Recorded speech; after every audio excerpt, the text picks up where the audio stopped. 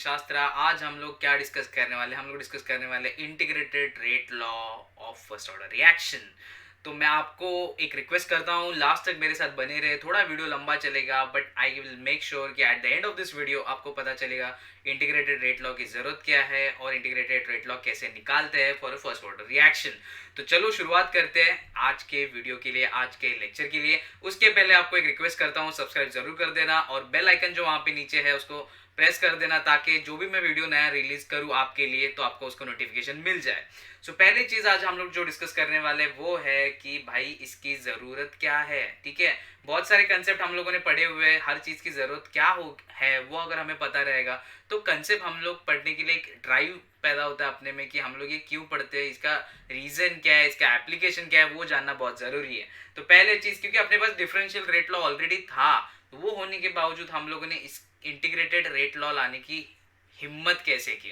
बोलोगे सर यार मस्त चल रहा था, एक डिफरेंशियल रेट लॉ का इक्वेशन था, अभी आप बोल रहे हो इंटीग्रेट करो उसको, क्यों कर रहे हैं ऐसा? तो इसलिए पहले आपको मैं बताऊंगा इसका इंपॉर्टेंस क्या है, इसकी जरूरत क्या है। Then we are going to discuss the integrated rate law in next few minutes and उसके बाद हम लोग डिस्कस करेंगे यूनिट ऑफ के। इस वीडियो में हम लोग half life of the reaction या तो फिर half life of first order reaction या तो फिर ग्राफिकल रिप्रेजेंटेशन के बारे में बात नहीं करने वाले, अदरवाइज ये वीडियो और लंबा चलता। इसीलिए वो मैं एक नेक्स्ट वीडियो में आपको डिस्कस करूंगा एंड नेक्स्ट वीडियो में हम लोग वो समझने की कोशिश करेंगे। तो पहले शुरुआत करते हैं कि जरूरत क्या है।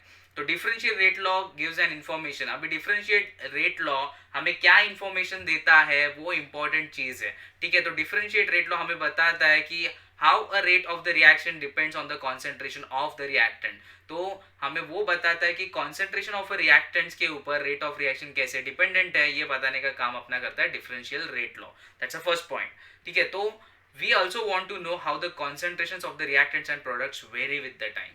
तो हमें जानने में सबसे ज्यादा क्या इंटरेस्ट है। हम लोग बैठे नहीं रहने वाले, चलो ओके अभी रिएक्शन खत्म हो जाएगा फिर बाद में इसको स्टडी करते हैं। What we want to know is कि हर एक स्टेप में रिएक्शन कैसे बिहेव कर रहा है, हर एट एनी टाइम अगर मुझे डिराइव करना है, मुझे फाइंड आउट करना है कि इस रिएक्शन में कॉन्सेंट्रेशन क्या है रिएक्टेंट एंड प्रोडक्ट का, वो मुझे पता चलना चाहिए, जो कि मुझे डिफरेंशियल रेट लॉ नहीं बता सकता।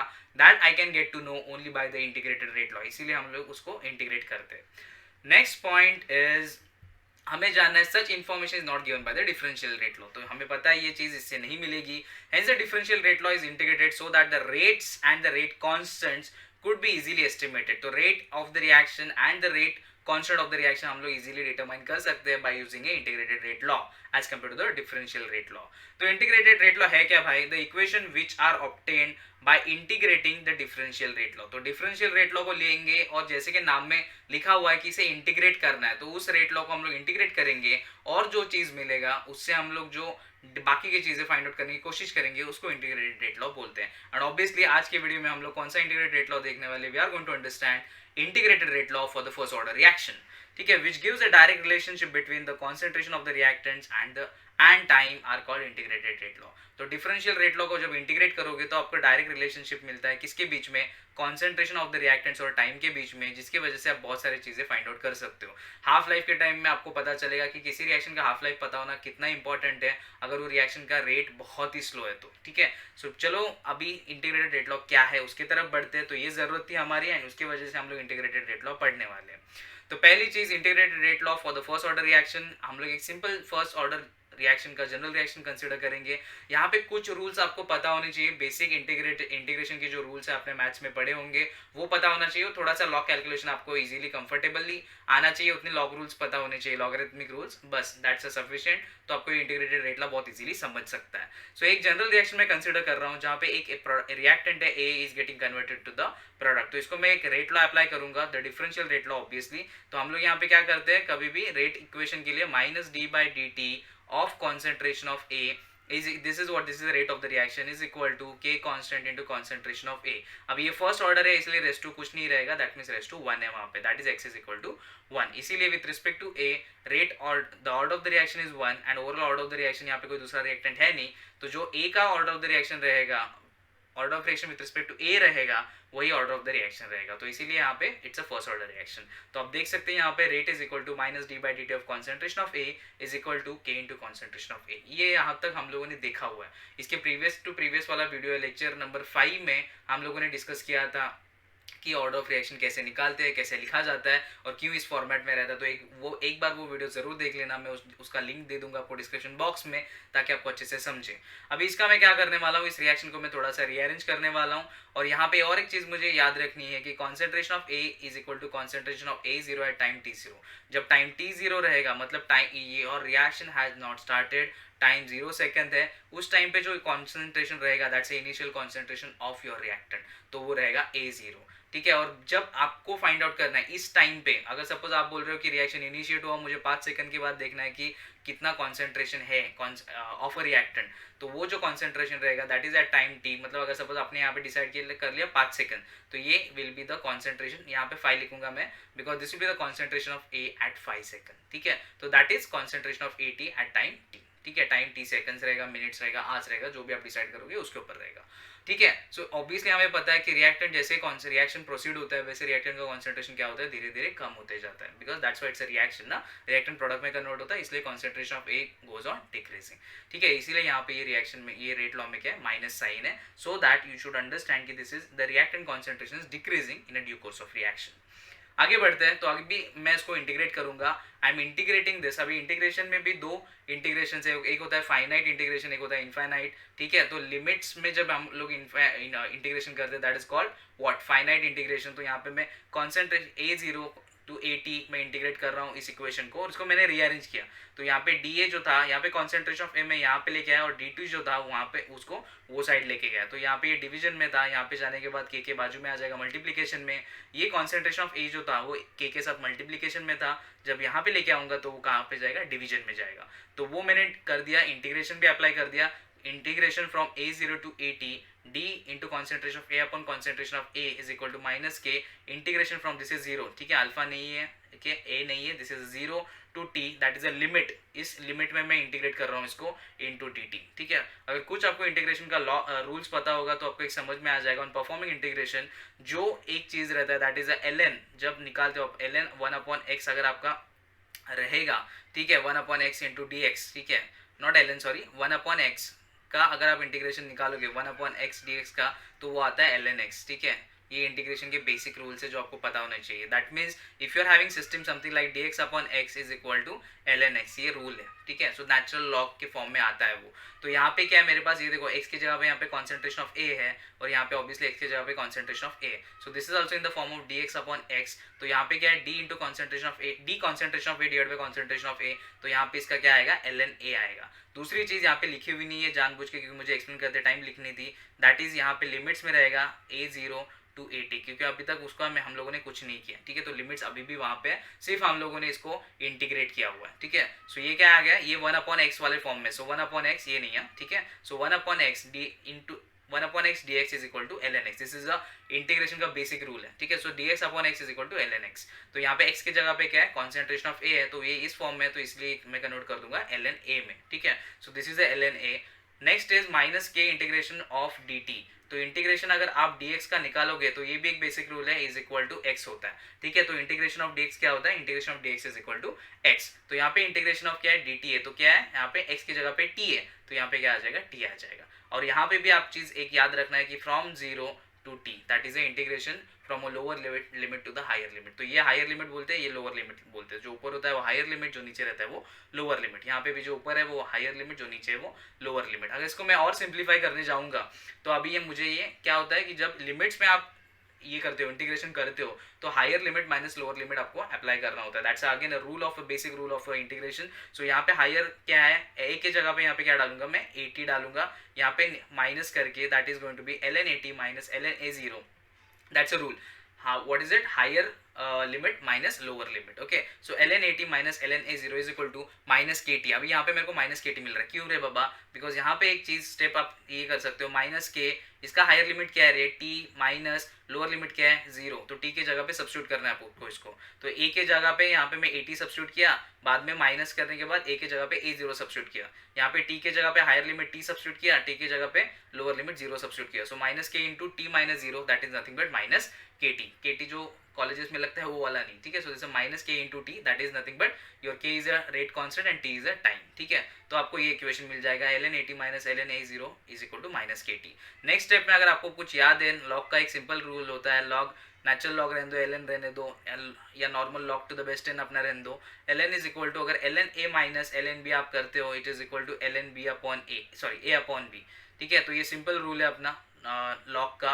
Even there is a one more rule which says that अगर आपके पास है suppose ln a into ln b, then it means in a natural log you can put it as, or in the log terms you can put it as ln a upon, no sorry, a that is going to be, this is going to be sorry plus, so in that case it is going to be a into b। तो अगर plus रहेगा दो logarithmic terms तो उसको आप multiplication form में लिख सकते हो, अगर माइनस रहेगा तो उसको आप डिवीजन के फॉर्म में लिख सकते हो। तो यहाँ पे ये माइनस है, that's why I am putting as ln क्या है, पहला a क्या है यहाँ पे, a is concentration of at, b क्या है अपना कॉन्सेंट्रेशन ऑफ a0, तो वहाँ पे मैं डालूंगा ln at upon a0 which is equal to minus kt। तो ये मेरे को इक्वेशन नंबर 2 मिल गया, ठीक है। So I am interested in this. आगे बढ़ते इसका क्या करेंगे हम लोग और इसको सिंप्लीफाई कैसे करेंगे।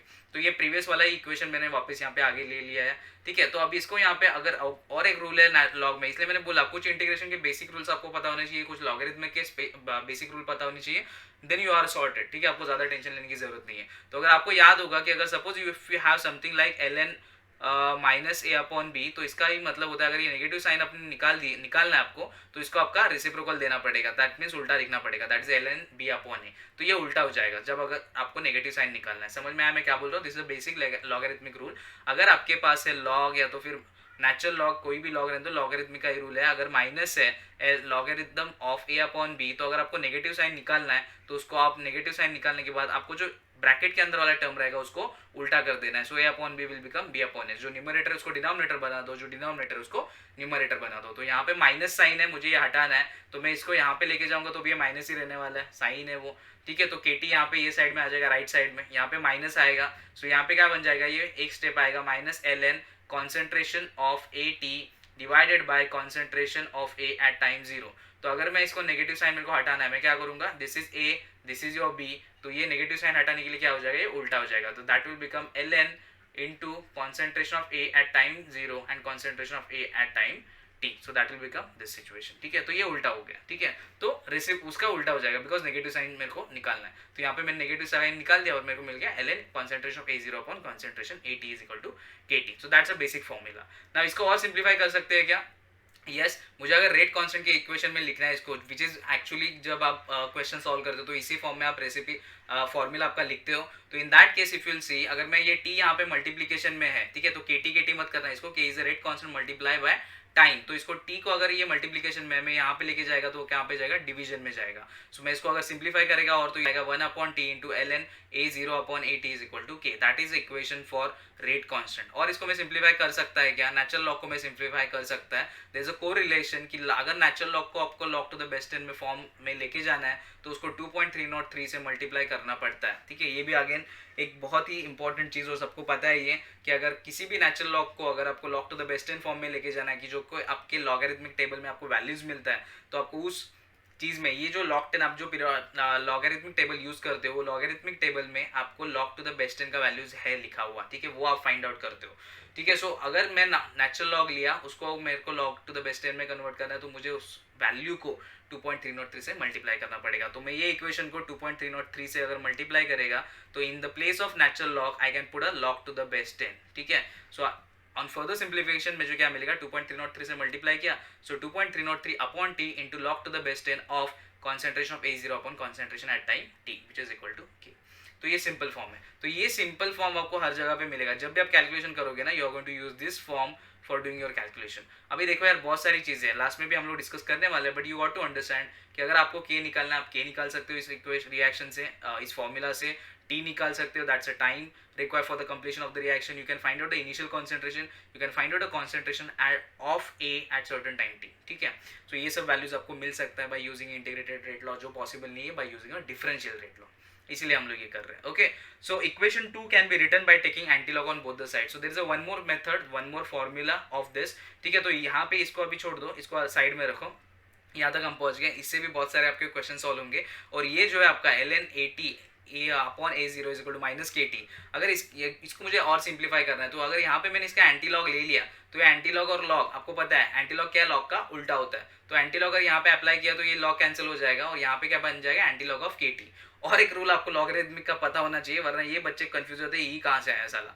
तो यहाँ पे एक सिंपल फंडा है, y is equal to suppose आपके पास L N Y is equal to X है, अगर इसको जब आप एंटी लॉग यूज करते हो तो antilog of L N Y is equal to antilog of X जो है एंटी लॉग लॉग यहाँ पे कैंसिल हो जाएगा natural log, so that will become Y, और ये आता है ई रेस टू एक्स, तो जो टर्म रहेगा यहाँ पे उसको ई टू द पावर लिख दो, ठीक है। That's again a formula for a natural log जब आप एंटी लॉग यूज करोगे, ठीक है, for a term which is already having a natural log. तो यहाँ पे मेरे पास क्या है, already it is having a natural log, तो ये एंटी लॉग लगाने के बाद वो तो एल एन हट जाएगा, लेकिन यहाँ पे जो है ये मेरा पूरा एक्स टर्म है, ठीक है। सो दिस इज एक्स, अगर इसके साथ कंपेयर करोगे तो ये मेरा एक्स टर्म है, तो इसको जब मैं एंटी लॉग लगाएगा सो that will become anti log of minus k T. सो यहाँ पे नेचुरल लॉग के टर्म्स में होने की वजह से ये क्या बन जाएगा, e to the power of minus k t. तो ये फॉर्मूला यूज करके भी बहुत सारे क्वेश्चन हम लोग सॉल्व करते हैं। ओके, सो ये दूसरा फॉर्म है, simplified form which can be use to solve many questions based on this. Okay, moving on to the next part. Okay, इसको जस्ट रीअरेंज किया हम लोगों ने, concentration of at is equal to, यहाँ पे मैं इसको लेके जाऊंगा तो मल्टीप्लीकेशन में आएगा, सो a0 into e raised to minus kt, ठीक है। Okay, next part is consider a is initial concentration at time t is equal to 0। अभी इसका और एक डिफरेंट फॉर्म है कि जिस फॉर्म में भी ये फॉर्मूला आपको मिलेगा। अगर मैंने कंसिडर किया कि मेरे पास कॉन्सेंट्रेशन जो है this is a is equal to concentration of a at time 0, so उसको अगर मैं स्मॉल a से रिप्रेजेंट करता हूँ at a initial concentration at time t is equal to 0 and x, this please pay very much attention to this, क्योंकि यहाँ पे बंदे कंफ्यूज हो जाते हैं। मैंने x को 80 नहीं बोला, मैंने ये नहीं बोला concentration of 80 is equal to x, मैंने अभी तक ये स्टेटमेंट नहीं दिया है। x is the concentration of a that decreases during the time. तो x क्या है, x ऐसा कॉन्सेंट्रेशन की जो डिक्रीज हुआ। इसका मतलब क्या, अगर मैंने आपको पूछा सपोज हम लोगों ने किसी रिएक्शन में 10 molar of concentration of a लेके चालू किया था, तो a is equal to 10 molar which is your initial concentration which is also concentration of a0, ठीक है। x क्या है कि कितना कम हुआ, सपोज 4 मोल कम हुआ तो 4 मोलार इज x, ठीक है। But this is not equal to the concentration, ये कितना कम हुआ वो है, ठीक है, कितना बचा वो नहीं है। कॉन्सेंट्रेशन ऑफ 80 क्या होता है, कितना बचा वो होता है। तो कितना बचा कैसे मिलेगा मेरे को, मेरे पास इनिशियल है, कितना कंज्यूम हुआ वो है, तो कितना बचा मेरे को मिल जाएगा 10 minus 4। So that's why remember this कि आपका a0 क्या होता है, a0 is a but 80 is equal to a minus x, ठीक है। तो 80 is the concentration of reactant A at time t। x क्या है, x क्या है, कितना कंज्यूम हुआ, 80 क्या है, कितना बचा, ठीक है। तो अगर मेरे को पता है कितना था इनिशियली, मेरे को पता है कि कितना बचा, कितना कंज्यूम हुआ, तो मैं कितना बचा वो निकाल सकता है, दोनों को सबट्रैक्ट कर देगा। सो इसलिए 80 is equal to a minus x। बच्चों को ये समझ भी नहीं आता, बच्चों को लगता है x मतलब 80 है, नो, x इज नॉट 80, ठीक है। Initial concentration is represented as a, x is the consume reactant concentration, और जो बचा दैट इज योर 80, वो कैसे मिलेगा, तो इनिशियल माइनस कितना कंज्यूम हुआ, दैट्स a माइनस x, ठीक है, समझा लॉजिक। ओके, तो कितना आएगा यहाँ पे 10 minus 4, that's a 6, just a random figure आपको दिया so as to understand. Okay, so यहाँ पे 2.303 जो अपना इक्वेशन था, this is the previous equation only, 2.303 upon t log to the best of a0 upon 80 is equal to k। तो a0 मेरे को मिल गया, दैट्स a, एंड 80 मेरे को मिल गया a माइनस x। तो इस जगह पे मैं सब्स्टिट्यूट कर सकता है, बिकॉज बहुत बार आपको ये वैल्यू दिया रहेगा इनिशियल कॉन्सेंट्रेशन, आपको फाइनल कॉन्सेंट्रेशन नहीं, this is not a final concentration. x is what, x is कितना रिएक्टेंट कंज्यूम हुआ, तो वो दिया होगा, उसकी वजह से आप कैलकुलेशन कर सकते हो उसके ऊपर से। दैट्स वाई ये भी एक फॉर्मूला आपको याद रखना पड़ेगा, तो इजी है, नॉट समथिंग की तोफ ज्यादा दिमाग नहीं लगाना है यहाँ पे। सो 2.303 upon t log to the best of a upon a minus x is equal to again k, that's a rate constant। okay, so as I said क्या इंपॉर्टेंस है, the concentration of a that remains unreacted at time any time t, ये आप निकाल सकते हो, ठीक है। तो कॉन्सेंट्रेशन ए कितना रिमेन है, कितना बचा, that is a minus x, ठीक है, आप लोग निकाल सकते हो इस रिएक्शन में एट एनी टाइम टी। आप बोलो कि मेरे को जानना है कि 5 सेकंड के टाइम पे कितना बचा, क्या 5 घंटे के बाद कितना बचा, आप बोलो 5 मिनट के बाद कितना बचा, I can do a calculation. मेरे को अगर इनिशियल कॉन्सेंट्रेशन पता है, मुझे अगर कितना रिएक्टेंट कंज्यूम हुआ वो पता है, अभी रिएक्टेंट कंज्यूम हुआ वो कैसे पता रहेगा, मेरे पास स्टोइकियोमेट्री तो रहेगा कि अगर सपोज ए प्रोडक्ट है, एक रिएक्टेंट है जो प्रोडक्ट में कन्वर्ट हो रहा है, सपोज 1:1 इज अ प्रपोर्शन, मतलब 1 मोल ऑफ ए कन्वर्ट होता है 1 मोल ऑफ प्रोडक्ट में। अगर मैंने बोला मेरे पास 100 मोल्स ऑफ ए था, ठीक है, तो कितना कंज्यूम हुआ मेरे को कैसा पता चलेगा, तो मेरे को पता तो चलेगा प्रोडक्ट कितना बना। तो प्रोडक्ट अगर सपोज मैंने बोला 40 मोल्स प्रोडक्ट बना, इसका मतलब 40 मोल्स ए कंज्यूम हो गया, तो बचा क्या अभी 100 minus 40, that is 60 moles of A is remaining at any time T, वो मैं निकाल सकता है, ठीक है, for any specific reaction. So that's the importance of having using integrated rate law. Second one, time needed for initial concentration of A to fall to any particular value. अगर आपने बोला कि मेरे को इनिशियल कॉन्सेंट्रेशन ये है, कितना time लगेगा, if you know the value of rate constant, obviously rate constant का वैल्यूज आपको मैंने दिया रहेगा, ए का वैल्यू दिया रहेगा, और मैं बोलूंगा कि ये सपोज ये 100 मोल्स है, ठीक है, और मैं पूछूंगा आपको 20 मोल बनने के लिए कितना टाइम लगेगा इसको, तो मैं यहाँ पे सब्स्टिट्यूट करके वो भी निकाल सकता हूँ। This is only possible by using integrated rate law. The rate constant for a first order reaction, अगर आपके पास टाइम पता है रिएक्शन का कंप्लीट होने के लिए, ठीक है, अगर आपके पास इनिशियल रिएक्टेंट का कॉन्सेंट्रेशन है, अगर आपके पास रिमेनिंग कॉन्सेंट्रेशन है, आप उसको सब्स्टिट्यूट करके के का वैल्यू निकाल सकते हो. That means it is also useful to find out the rate constant and the half life of the reaction. तो हाफ लाइफ का यहाँ पे एक ऑब्वियसली और एक वीडियो बनेगा जहाँ पे we are just going to discuss half life कैसे निकालते हैं for a first order reaction. हर एक के लिए अलग अलग फॉर्मूला है, फर्स्ट ऑर्डर के लिए अलग है, सेकंड ऑर्डर के लिए अलग है, तो सब जगह पे चिपका मत देना एक ही formula. Okay, so just pay attention, मैं क्या बोल रहा हूँ इस सब चीज़ों के बारे में. So half life of the reaction also we can find out. कैसे करेंगे वो नेक्स्ट वीडियो में देखेंगे, don't worry about that for time being. And a very important thing is a unit of K, that's a rate constant. So अपने पास मिल गया K is equal to 2.303 upon T log to the best of A0 upon AT. तो A यहाँ पे A0 का concentration will be in molar, AT का concentration will be in molar, time का thing will be in what, time inverse. तो time inverse time में रहेगा, ठीक है, टाइम मतलब it can be in seconds, depends की रिएक्शन कौन सा आप बात कर रहे हो, it can be in minutes, ठीक है, और it can also be in hours, ठीक है, इट डिपेंड्स की कौन सी रिएक्शन है, कितना टाइम लग रहा है उसको. यहाँ पे मोलार मोलार तो कैंसिल हो जाएगा आपका, तो सिंपल फंडा मेरे को बोलना है 2.303 तो नंबर है, उसका तो यूनिट नहीं रहेगा, डिवाइडेड बाय टाइम का यूनिट. चलो एज्यूम कर लेते हैं कि सेकंड में रिएक्शन हो रहा है कुछ, अगर 100 सेकंड, 150 सेकंड, 200 सेकंड, तो time is in given in second, ठीक है, into log to the best 10 of, ठीक है, A0 है, that's initial concentration, that will be in molar. AT is the concentration of A at time t, so वो भी molar में रहेगा, is equal to K. तो मोलार मोलार कैंसिल हो गया, आपका सेकंड बचा है और कुछ बचा नहीं है आपके पास, ठीक है. सो इसका यूनिट क्या आएगा 1 अपॉन सेकंड, और I can call it as a second inverse. So that is a unit of K for first order reaction, ठीक है. अगर यहाँ पे मिनट रहेगा तो क्या आएगा भाई 1 अपॉन मिनट, तो यहाँ पे यूनिट क्या आएगा मिनट इनवर्स. अगर यहाँ पे R है, ठीक है, सो 1 अपॉन R है, ये तो मोलार मोलार तो कैंसिल होगा, ये मोलार रहने तो कुछ भी रहने तो it's actually the molar values रहता है, बट अगर कुछ भी कॉन्सेंट्रेशन रहेगा वो तो कॉन्सेंट्रेशन का यूनिट कैंसिल होगा. सो 1 अपॉन अगर सपोज R है तो that is going to be the R inverse. Okay, so that is the only unit rate constant is going to. तो रेट कांस्टेंट कांस्टेंट है तो इसका मतलब ये नहीं है हवा में कि कांस्टेंट है सर तो कांस्टेंट का तो यूनिट नहीं होता, नहीं, रेट कांस्टेंट का यूनिट होता है, तो that is a time inverse, ठीक है. अगर मुझे सिंपल जनरलाइज याद रखना तो टाइम इनवर्स, तो आपको जो टाइम दिया सेकंड में दिया तो सेकंड इनवर्स, मिनट में दिया तो मिनट इनवर्स, और अगर आर में दिया तो R inverse. Okay okay boss, so we are done with this integrated rate law. I hope you understood it. आपके लिए वीडियो जैसे मैं बोल रहा हूँ आपके लिए रोज वीडियोस लेके आने वाला हूँ, बहुत सारा भर भर के कंटेंट है, एक एक चैप्टर पूरा करेंगे. ये चैप्टर खत्म होने के बाद आपको अगर कुछ स्पेसिफिक चैप्टर की रिक्वायरमेंट है वो भी हम लोग ले लेंगे इसके बाद. Okay, so stay tuned to our channel and this are the few platforms where we are present. So you can follow us on the Facebook, www.facebook.com/gameshastra. It's an open group where you can put your question and you'll get the answer for that question.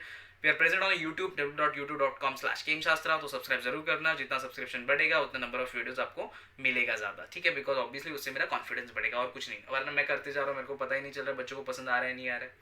Okay, next one is the www.instagram.com/gameshastra. So this is Instagram page where we are present. यहाँ पे आपको कुछ quotes मिलेंगे कि जो मैंने लिखे हुए related to the life, related to the career, related to the students life, जो भी रहेगा इन ऑल लाइफ एक्सपीरियंसेस के लिए आपको मोटिवेट करने के लिए वो काम आ सकते हैं. And also there are few amazing facts that I put on the Instagram page. And we have our own website that is www.gameshastra.com where you will get all this content on a one single platform. कुछ भी आपको पे नहीं करना, it's a free, मतलब आप जाके directly visit कर सकते हो ये साइट को. आप बुक मार्क करके रखना जरूर, बिकॉज नया कंटेंट आएगा तो आपको इजीली देखने को मिल सकता है. Along with that, there are few things which are not there on any other platform but present on our website, exclusively on our website, that is the blogs, ठीक है. So कुछ blogs है related to the again, कुछ आपके chemistry के notes है, कुछ in general blogs है कि मेरा सोसाइटी को रिलेटेड लेके कुछ ऑब्जर्वेशन रहते हैं उसके ऊपर मैं कभी कभी लिखने की कोशिश करता हूँ, तो वो एक बार ज़रा पढ़ लेना, थोड़ा केमिस्ट्री का जो नोट्स रहेगा वो पढ़ लेना, ठीक है. दिस फ्री ऑफ कॉस्ट, बिंदास विजिट करो साइट पे, जो आपको मिलेगा नोट्स अगर आपके काम के तो डाउनलोड करके रख दो. और ऑब्वियसली जो कोड्स है वो इमेज फॉर्मेट में भी यहाँ पे मिलेंगे जो आप डाउनलोड करके रख सकते हो. Thanks for watching our channel and please subscribe to our channel, please subscribe to our channel, please subscribe to our channel, please subscribe to our channel. क्यों पता है ना आपको, करो ना फिर. चलो, take care and bye bye. Next video में आपको मैं पहले बता के रख रहा हूँ, in the next lecture that is going to be the lecture 8 in the chemical kinetics, हम लोग डिस्कस करने वाले what half life of the first order reaction. Okay, चलो take care and bye bye.